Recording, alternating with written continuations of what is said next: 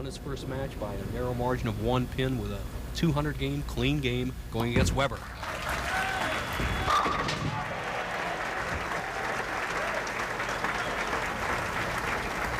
Canandaigua, New York, where the great boxer Carmen Basilio hung his gloves and hats for many years. One of my favorite fighters of all time. Pete, as he prepares, going to the rosin, and he put an extra piece of tape in the thumb hole. He's ready to go. Rookie of the Year in 1980.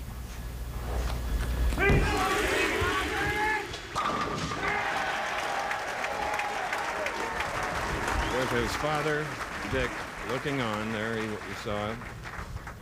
Pete is trying to win the last tournament of this series. There's Dick. Dick won the first one in 1962, right here in Illinois.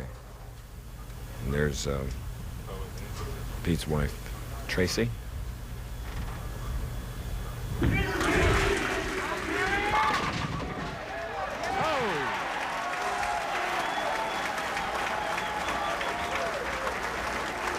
I don't think he isn't pumped up near his home of St. Anne, Missouri. Look at it. Intensity to win 23 championships, 29 regional titles. Nice crossover. Oh, little Brooklyn action here. Come on in. Thank you, Chris. Steve Jaros, that looks like a lot of fun out there.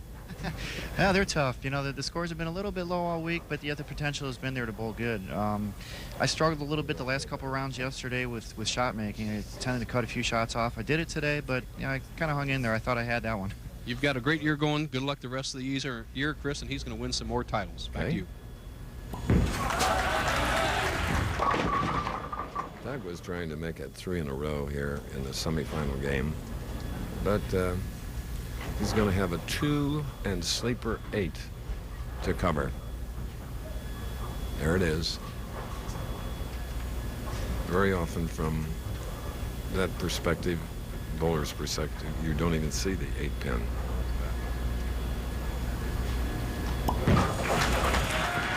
Oh, no. Chopped it off. What a bad break, Bo. Well, Chris, there's oil on the outside, and you see Pete Weber playing that little ridge of oil, but then Doug Kent trying to go across the lane for the 2-8. See him go between the first and second arrow. There's oil, oil, oil. Then all of a sudden he gets to the center of the lane in just an acute left turn angle over towards the 2-8 and goes right by. Open the door for Weber, who seems like the only person so far has anything resembling a strike line on this pair.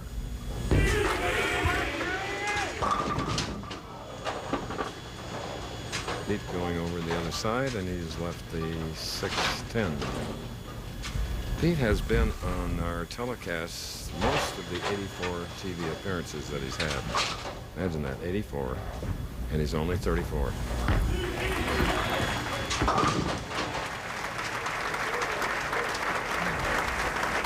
He gave a long, hard look at his father, Dick, the great Hall of Famer, who was shaking his head from side to side.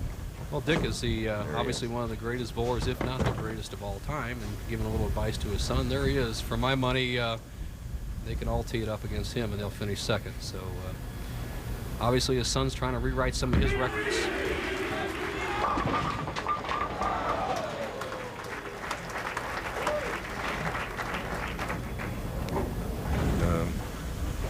You want to see a real good break, watch the 2-8. That's the third pin on the left-hand part of your screen. The head pin goes to the sideboard, hits the 4, and the 4 comes back and hits the 2 pin, knocking it out. Avoids the split. Pete Weber and Doug Kent in the semifinal match. The winner to meet Walter Ray Williams, all here on ABC Sports. You watch. As we look at Pete Weber, his opponent, Doug Kent, in the 4th frame, left with the 5-7 split. Recorded a back-to-back opens now, trailing by 22, and he has this monster, the 2-4-10.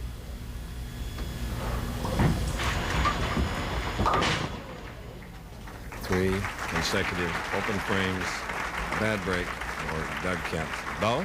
Thanks, Chris. As both players struggle tremendously out there, Walter Ray, you're up next. But a quick thought on our ABC crew and the production that you've been around so much of the last 12, 13 years. Well, a lot of them are really good friends of mine. Chris Schenkel and you've been great pals of mine. It's fun working on ABC, bowling on ABC, and I think everybody back home, they ought to get together and call their local stations and say we want bowling on ABC. Hey, thanks for the commercial parts. Good luck at a championship match. Back to you, Chris.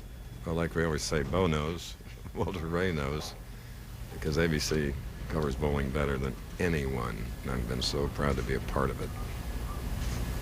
They've spent the bucks to make the production look good to you at home.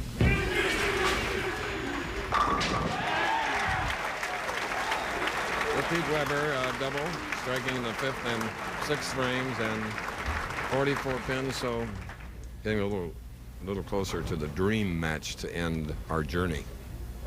It looks like, unless Doug Kent can put something together as he moves to the deep inside line, that it's going to be Weber and Williams in the final. 5 frames left, though. Well, let's look at Doug Kent's game. Not only is he going long at a 173 pace, and when I say pace like that, I mean strikes fair, strikes fair, strikes fair. The guys can't even do that today. First frame he played inside, second frame inside, third frame outside, fourth frame inside, fifth frame outside, sixth frame inside. There is no possible way you can get on track jumping around like that. You got to pick a line and stick with it. Okay, fun spread. For Doug Kent, he has all the shots. He has to just pick out a power shot and wind on it. He needs strikes to catch Peter.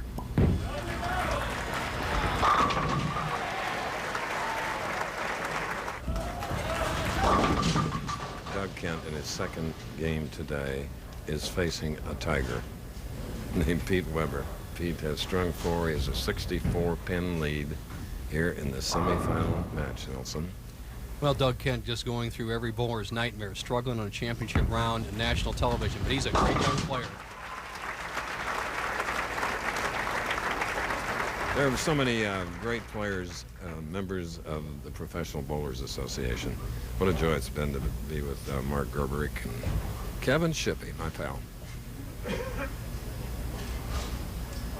And Kevin is in the truck.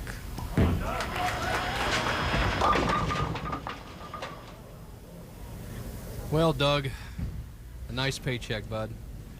Third place finish in the last ABC telecast, not too bad. There's 87 other guys that wish they could have had your spot, as there were 90 players in the field. Doug won his first match, of course, over Steve Jaros, 200 to 199 in